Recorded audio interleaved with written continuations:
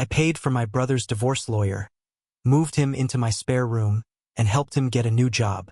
He was doing better, until I found out he'd taken out a personal loan using my social security number. When I confronted him, he said, "You have great credit. I didn't think you'd even notice." The bank froze all my accounts. When I told our parents, they said, "Well, maybe you shouldn't have made it so easy. I'm not some do-gooder trying to win sainthood. I've just always tried to do the right thing, especially when it comes to family. That's how I was raised, or at least how I thought we were all raised. Help your blood. Stick together. Don't leave anyone behind. My name's Eric. I'm 38. Divorced. No kids. Live alone in a 3-bedroom house in Modesto, California. I've been working in IT for nearly a decade now for a regional credit union. It's not glamorous, but I've got a stable income, a 780 credit score, and no major debt. I keep my life quiet and drama-free. My younger brother, Josh, is the opposite of that. He's 33 but has always acted like a teenager with a fake ID. He's jumped from job to job, couch to couch. Every girlfriend he's ever had was a storm wrapped in lipstick. I can't count how many times I've loaned him money or helped him move out of some mess. It's always the last time. It never is.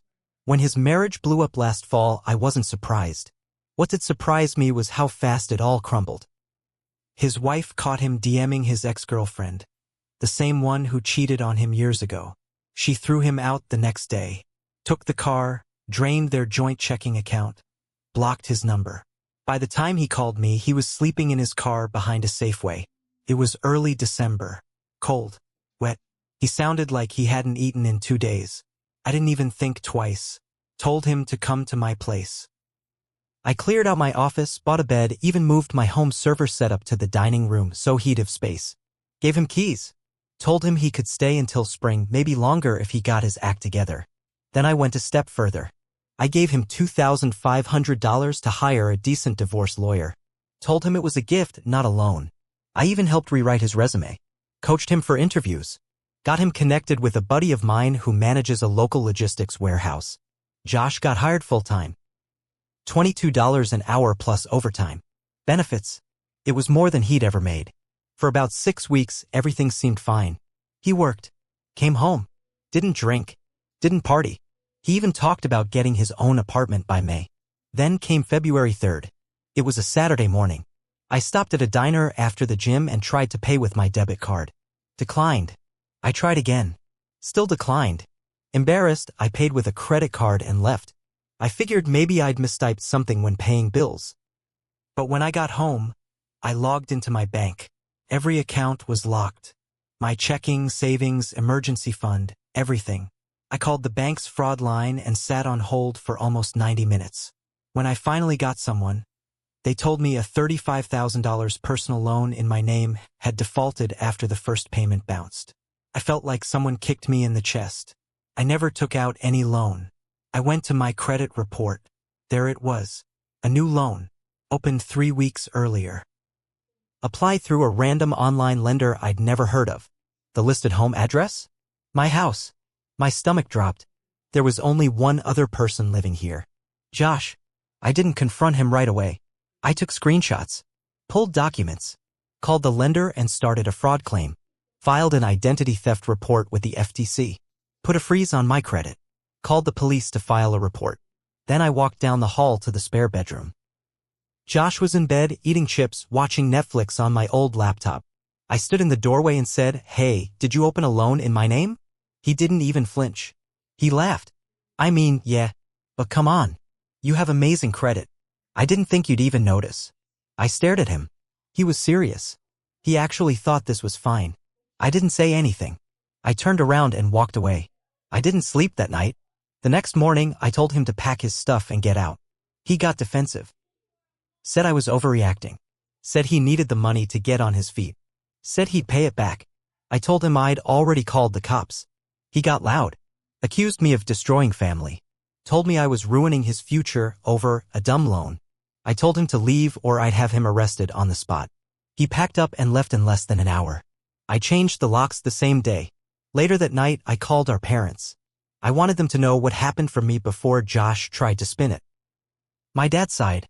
Not a sigh of anger. A sigh like I told him I bought the wrong light bulbs. Then he said, well, maybe you shouldn't have made it so easy for him. My mom said, you know how Josh is. Why would you give him access to your house, your Wi-Fi, your paperwork? I felt like I'd been slapped. They didn't even try to pretend he was wrong. They just blamed me. That's when something inside me snapped. I had spent my whole life trying to be the good son, the responsible one, the helper. And they never really appreciated it. But now I was done being the nice one. So, after I kicked Josh out and got blamed by my own parents, I started to see things clearly. This wasn't just about the money. It wasn't just about the loan or the frozen accounts.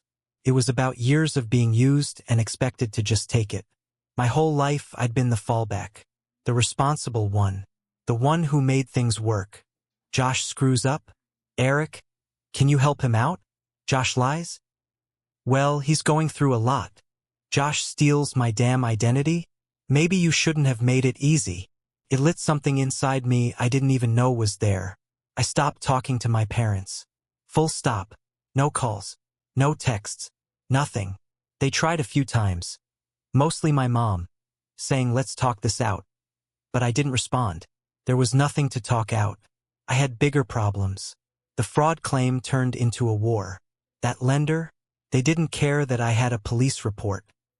They didn't care that the signature on the application wasn't mine or that the email wasn't even spelled right.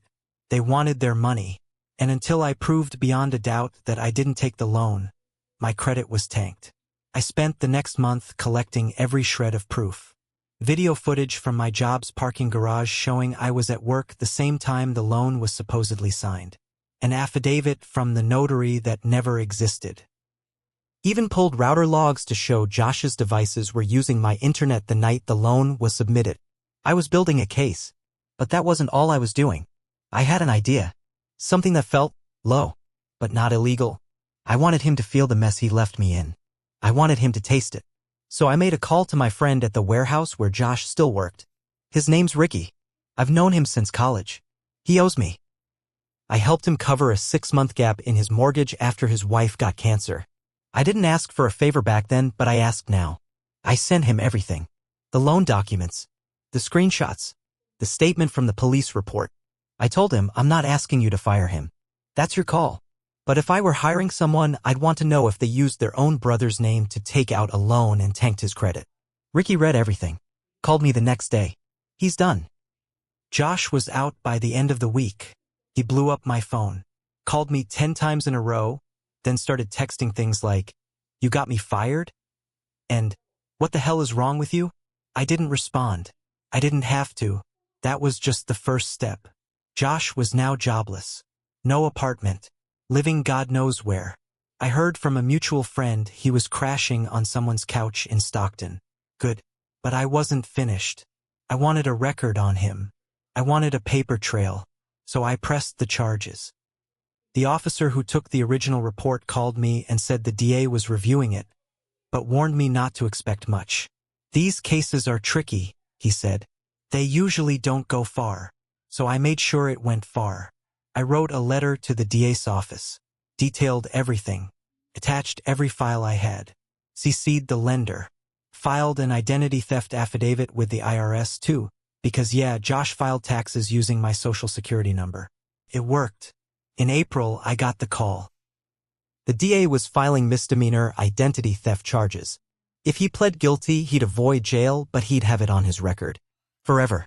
I slept better that night than I had in months. A week later, my mom showed up at my house. No call. No warning. She stood on my porch with a sad, disappointed look on her face. You really want your brother to have a criminal record? She asked. I stared at her. He gave me one. He wrecked my name. She said, he's your brother. We forgive family. I told her. I did forgive him. I forgave him the first 15 times. This time I'm done. Then I shut the door. A week after I shut the door on my mom, things got worse. I thought I had control of the damage. I thought I was finally getting ahead of it. But then I got a letter from the IRS. They flagged my tax return. Said there was already a return filed under my social security number. I had already filed mine weeks before. But apparently Josh beat me to it using fake income numbers and got a refund sent to some prepaid debit card. Now I was facing a full-on tax fraud investigation. I was furious. I had to go back through my W-2S 1099s, everything. I called the IRS identity theft line, mailed affidavits, even got a tax advocate involved. That refund Josh stole? It was $3,100. Not life-changing, but enough to trigger an audit and freeze any real refund I was owed. I was back to square one. And this time, it wasn't just credit, it was the government breathing down my neck. That's when I decided I wasn't just going to bury Josh legally. I was going to bury him socially. He had this new girl, Lexi. She worked at a vape shop in Ceres. She didn't know much about him. He lied to her the way he lies to everyone, told her his ex framed him and his job fired him for standing up to management. That's what I heard through a mutual friend. So I printed out every document I had. Loan documents, IRS notices, the police report, the DA's charge sheet. I drove to that vape shop on a quiet Thursday afternoon and asked for Lexi. She looked confused but came to the front. "You don't know me," I said, "but I'm Josh's brother." She froze. I handed her the envelope. "You should know who you're dating. That's all." I walked out before she could say anything. Later that night, Josh started calling again.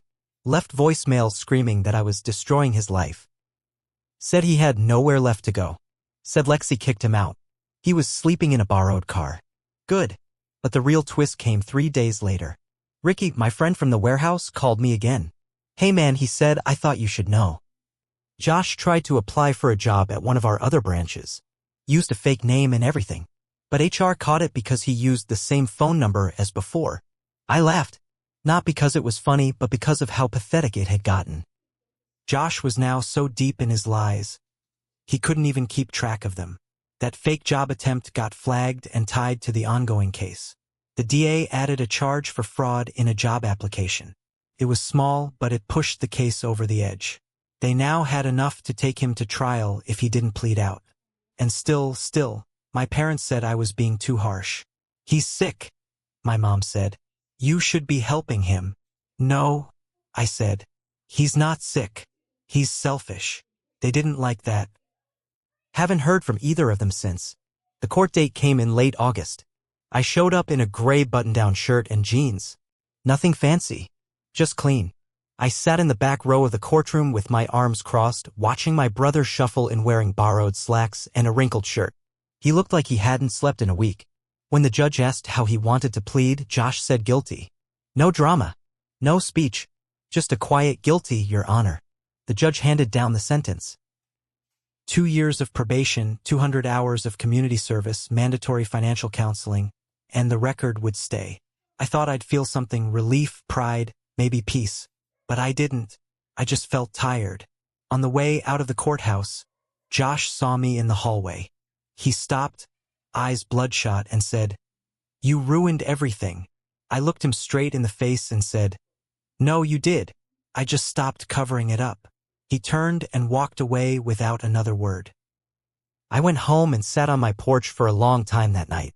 I didn't feel like celebrating. My accounts were still tangled. My taxes were still under review. My credit score was shot. It would take years to fix what he did in a few months. And still, my parents weren't speaking to me. But the worst part? I saw it too late. I let it happen. I was so used to helping him, so used to being the good son, that I never thought he'd turn on me like that. I ignored the signs. I handed him everything. Money, shelter, trust, and he used it to dig a hole right under my feet. So I stopped trying to be the one who held the family together. I stopped answering texts. I even blocked my mom when she tried to guilt me after the court date. A few weeks later, I found out Josh was working at a scrapyard outside Manteca. Someone told me he was living in a rundown RV with no water hookup. He'd lost Lexi, lost his job, and now he had a permanent mark on his record. Good. He earned every bit of it. And me? I started rebuilding. Got a secured credit card. Filed the paperwork to clear the IRS fraud. I'm meeting with a lawyer to sue him in small claims court, not to get rich, just to keep the pressure on. I still live in the same house. Same job. Same quiet life. But I'm not the same guy anymore. I don't believe in second chances like I used to. Not for people who bury you the second you turn your back. Let him rot in that RV. I've already buried him in my past. And I'm never digging him back out.